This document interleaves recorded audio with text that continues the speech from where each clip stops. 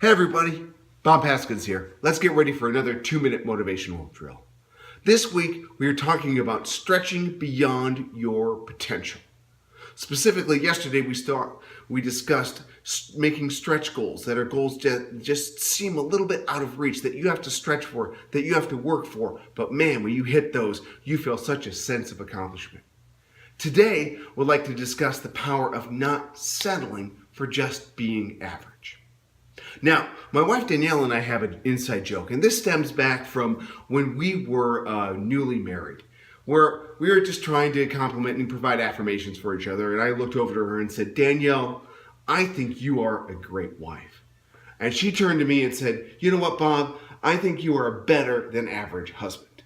Well, I kind of took offense for that. I understand what Danny was trying to do. She didn't want to say that I was a great husband. She wanted to come up with a different word. And to her, great and better than average were kind of together because she focused on the word better. Now, I view that as an insult because I listened to it and I heard the word average and I focused on the word average. And to me, average is a word that I don't want to be associated with.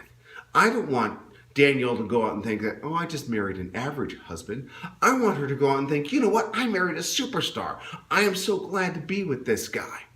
Now, I think it kind of stems from, again, the focus of the word average. Because average is a term that people settle for. Average is the middle of the heap. And no one really wants to be associated with being in the middle of the heap.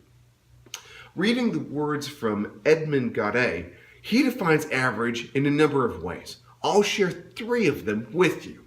The first thing he says is, being average is being top of the bottom, the best of the absolute worst. Or if you look at it a different way, it is the bottom of the top, the worst of the best. Average, he also says, is living in default. It's the lazy person's cop-out. It doesn't take guts. It lacks guts to settle for average. The third thing was, average is to be forgotten. Successful people are remembered for their accomplishments, for what they were able to do, for their contributions. The failures are remembered because at least they put the effort forward and they tried. But the average person doesn't fall into either of those categories and is simply discarded and not remembered. So here's the drill. I encourage you, in fact, I implore you not to settle for average. Don't settle for just being enough. Because the truth of it is, when you're out there, no one would want to hire someone who's just average.